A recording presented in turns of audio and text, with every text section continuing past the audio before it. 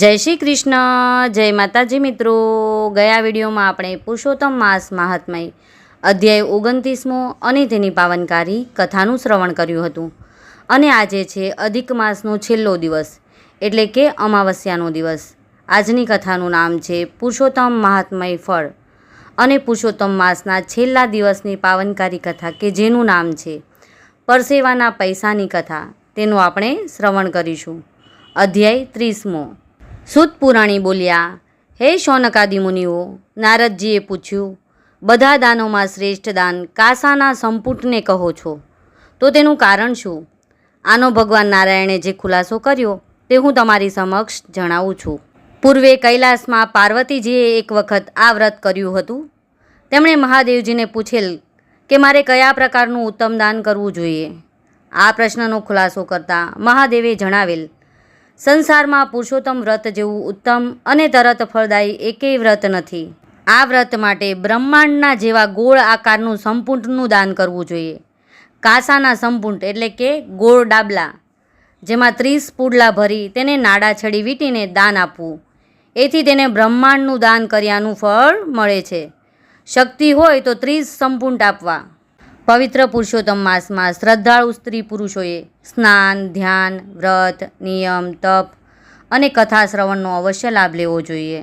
બધા સાધનો કરતાં આ માસનું અનુષ્ઠાન એ જ ઉત્તમ સાધન છે. આ માસનું મહાત્મય સાંભળનારના બધા પાપો નાશ પામે છે. પૃથ્વીની પ્રદક્ષિણા કરવાથી અને ગંગા સ્નાનથી જે ફળ મળે છે તે જ ફળ પુરુષોત્તમ માસનું મહાત્મય સાંભળવાથી મળે છે. ક્ષત્રિયને રાજપાટ મળે છે. બ્રાહ્મણ જો સાંભળે તો તેને જમીન જાગીર મળે છે. વૈશ્ય સાંભળે તો તેને દ્રવ્ય મળે છે અને શૂદ્ર સાંભળે તો તેને મુક્તિ મળે છે.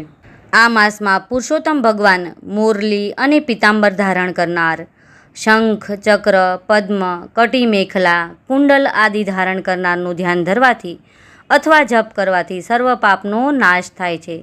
તેને સુખ શાંતિ સાંપડે છે. ભગવાન પુરુષોત્તમનું ભક્તિભાવથી પૂજન આદિ કરવાથી ઇન્દ્રધૂમ્ન, શતધ્રુમ્ન, યૌવનાશ્વ, ભગીરથ વગેરે ભગવાન પાસે જઈ શકતા હતા. સૂત પુરાણી પાસેથી આ કથા સાંભળીને શૌનકાદિ મુનિઓએ કહ્યું, હે સૂત મુનિ, આપે અમોને ઉત્તમ ફળ આપનારી શ્રેષ્ઠ કથા સંભળાવી, માટે આપ સદા સર્વદા ક્ષેમ કુશળ રહો અને હજારો વર્ષનું આ વરદા ભોગવો. ઋષિ મુનિઓના આવા આશીર્વાદ પ્રાપ્ત કરી અને તેમની પ્રદક્ષિણા કરીને સૂત પુરાણી તેમના નિત્યકર્મો માટે ત્યાંથી પોતાના શિષ્ય સમુદાય સાથે વિદાય લીધી. તેમણે ભગીરથીના કિનારે ચાલવા માંડ્યું. અહીં પુરુષોત્તમ મહાત્મય ફળનો 30મો અને છેલ્લો અધ્યાય પૂર્ણ થાય છે.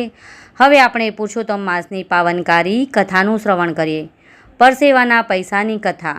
અનંતપુર નગરીના રાજાનું નામ ચંદ્રસેન હતું. તે ઘણો દયાળુ અને પરોપકારી હતો. રાજકાજની સાથે સાથે ધર્મ ધ્યાન પણ કરે, વ્રત નિયમ કરે, જપ તપ કરે. એવામાં પુરુષોત્તમ માસ આવ્યો. રાજાએ અને રાણીએ પુરુષોત્તમ માસનું વ્રત કર્યું. તેઓ દરરોજ નદીએ સ્નાન કરવા જતા, કાંઠા ગોરમાનું પૂજન કરતા અને ત્યાં બેઠેલ બ્રાહ્મણોને દાન દક્ષિણા આપી મહેલે આવતા. બધા બ્રાહ્મણો રાજાની દક્ષિણાનો સ્વીકાર કરતા, પણ એક બ્રાહ્મણ દક્ષિણા ન લે. દેખાવે દરિદ્ર જણાતો. તે બ્રાહ્મણ નમ્રતાથી રાજાને ના પાડે. રાજા બહુ આગ્રહ કરે તો બ્રાહ્મણ કહી દે કે છેલ્લા દિવસે તમારે જે આપવું હોય તે આપજો. રાજાને થયું કે આ બ્રાહ્મણ દરિદ્ર છે, તેથી તેને વધારે દક્ષિણાની આશા હશે. કોઈ વાંધો નહીં, છેલ્લે દિવસે હું તેને રાજી કરી દઈશ.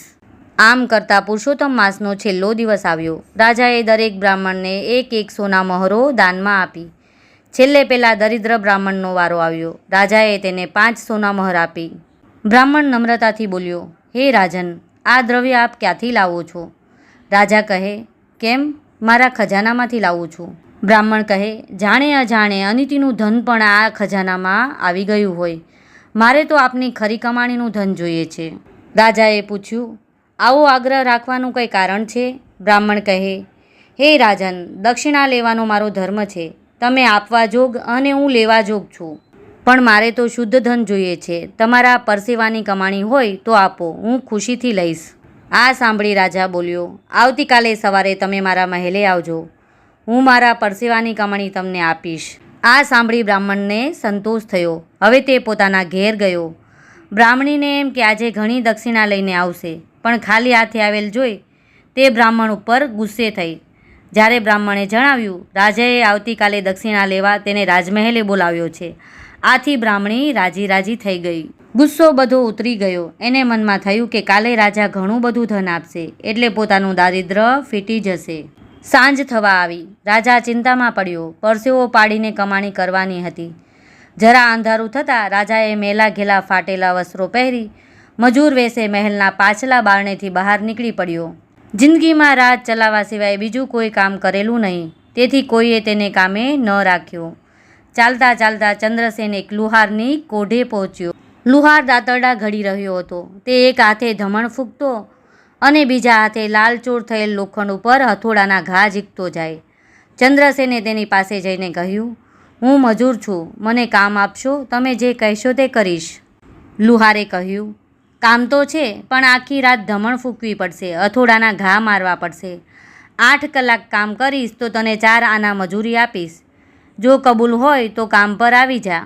રાજાએ કામ કરવાની હા પાડી. લુહારના કહેવા મુજબ તે કામ કરવા લાગ્યો. થોડીવાર ધમણ હલાવતો, થોડીવાર પછી ગરમ લોઢા ઉપર હથોડા મારવા લાગી જતો. શરૂઆતમાં તેને કંઈ ખબર ન પડી, પણ ધીમે ધીમે તેના હાથમાં છાલા પડ્યા. માંડ કલાક પૂરો થતાં તે પરસેવાથી રેબઝેબ થઈ ગયો. હાથમાં એવા છાલા પડ્યા કે હથોડો પણ પકડાતો ન હતો. રાજાના આંખે અંધારા આવવા લાગ્યા. તેના હાથોને હથોડો પકડવાની તાકાત ન રહી. એ તો ત્યાં ને ત્યાં બેસી ગયો. ત્યારે લુહારે તેને ખખડાવી નાખ્યો.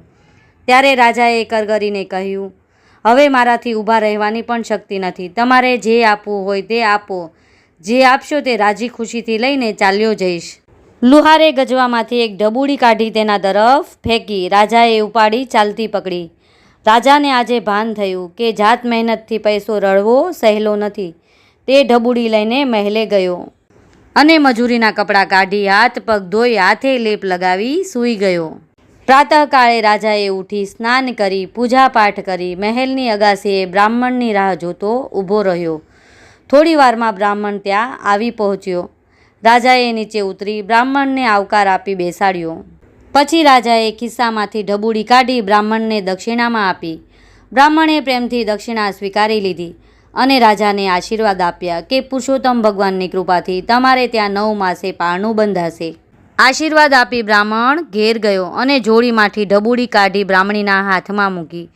બ્રાહ્મણીને આ ઢબુડી જોઈને એવો તો રોષ આવ્યો કે તેણે ઢબુનો બહાર ઘા કરી બ્રાહ્મણને ભાંડવા લાગી. બ્રાહ્મણ ઢબુ શોધવા માંડ્યો, પણ ઢબુ ક્યાંય હાથમાં ન આવ્યો. ત્યારે તે ભગવાનને વિનવવા લાગ્યો, હે પ્રભુ, મારી અજ્ઞાન પત્ની સામે ન જોશો. બ્રાહ્મણીના હાથે ફેંકાયેલા ઢબુ તેમના જ તુલસી ક્યારામાં દટાઈ ગયો. ભગવાનને કરવું એ તો એનો છોડ ઉગ્યો. થોડા વખતમાં તે છોડ ઉપર નવી જાતની શીંગો આવી.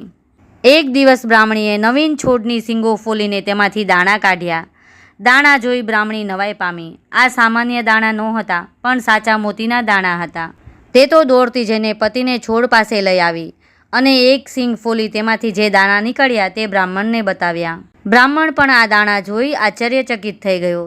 ખરેખર દાણા મોતીના જ હતા. બ્રાહ્મણ સમજી ગયો કે આ છોડ બીજું કંઈ નહીં પણ રાજાએ આપેલ અને પોતાની પત્નીએ બહાર ફેંકી દીધેલ ઢબુનો જ ચમત્કાર છે. પછી તો રોજ 5 શીંગો છોડ ઉપરથી ઉતારવામાં આવતી. તેમાંથી 25 મોતી નીકળતા. તે તેઓ બજારમાં વેચી રોકડ ઊભી કરતા. પછી તો રોજ 5 શીંગો છોડ ઉપરથી ઉતારવામાં આવતી. તેમાંથી 25 મોતી નીકળતા. તે તેઓ બજારમાં વેચી રોકડ ઊભી કરતા. થોડા વખતમાં બ્રાહ્મણની દરિદ્રતા ચાલી ગઈ અને તે ધનવાન બની ગયો. બ્રાહ્મણીને પણ પતિની શ્રદ્ધા ઉપર વિશ્વાસ બેઠો.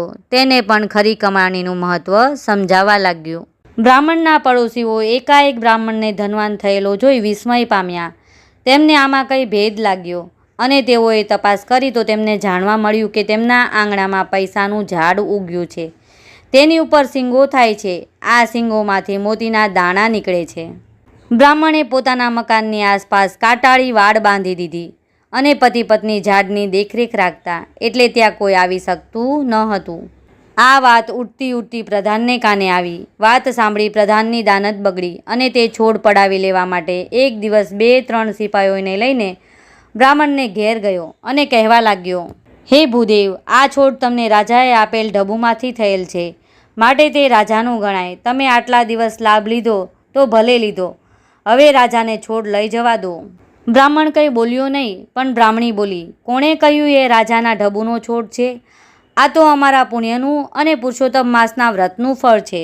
પ્રધાન ખંદુ હસતા બોલ્યો, અમે ખાતરી કરવા માંગીએ છીએ કે આ છોડના મૂળમાં ઢબુ છે કે કેમ. જો ઢબુ નહીં હોય તો અમે ચાલ્યા જઈશું. આમ કહી પ્રધાને મજૂરોને બોલાવી છોડ ખોદી કાઢવાની આજ્ઞા આપી. બિચારા બ્રાહ્મણ બ્રાહ્મણી લાચાર બની જોઈ રહ્યા. તેઓ પુરુષોત્તમ ભગવાનનું સ્મરણ કરી રહ્યા હતા. છોડવાળી જમીન ખોદવાનું કામ ચાલુ થયું. જમીન ખોદાતી જતી હતી, તેનું મૂળ દેખાતું નથી. મજૂરો ખોદી ખોદીને થાકી ગયા, પણ છોડનું મૂળ દેખાતું ન હતું.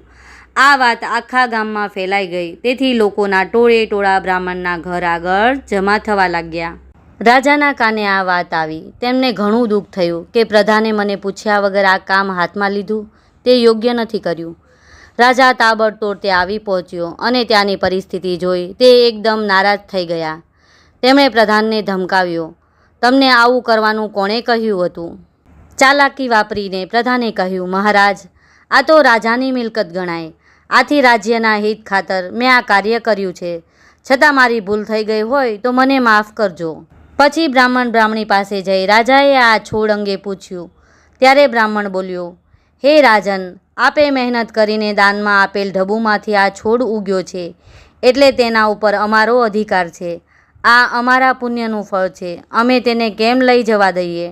રાજન, પ્રધાનજી આ ધર્મરૂપી ઉગેલા છોડનું મૂળ જોવા માગતા હતા, પરંતુ ધર્મના મૂળ ઊંડા હોય છે. તે મૂળને કોઈ જોઈ શકતું નથી. પછી ઉખેડવાની તો વાત જ ક્યાં રહી? રાજાએ બ્રાહ્મણની ધર્મનિષ્ઠા અને શ્રદ્ધા ઉપર ધન્યવાદ આપ્યા અને હાથ જોડી રાજાએ બ્રાહ્મણ બ્રાહ્મણીની માફી માંગી. રાજાને આ જોઈ પરસેવાની કમાણીનું મહત્ત્વ સમજાયું અને ત્યારથી રાજાએ પોતાની તિજોરીમાં કોઈ અનીતિનો પૈસો ન આવે તે માટે રાજના કારભારીઓને તાકીદ કરી. બોલો પુરુષોત્તમ ભગવાનની જય. અહીં પુરુષોત્તમ માસના 1 થી 30 અધ્યાયો અને તેની પાવનકારી કથાઓનું સફર પૂર્ણ થાય છે. આશા છે કે પુરુષોત્તમ ભગવાન આપ સૌનું કલ્યાણ કરે. જય શ્રી કૃષ્ણ. જો મિત્રો તમને મારો આ વિડીયો પસંદ આવ્યો હોય તો મારી ચેનલને સબસ્ક્રાઈબ કરો, વિડીયોને લાઇક કરો અને તમારા મિત્રો સાથે શેર કરો અને કમેન્ટમાં જય શ્રી પુરુષોત્તમ ભગવાન લખવાનું ચૂકશો નહીં.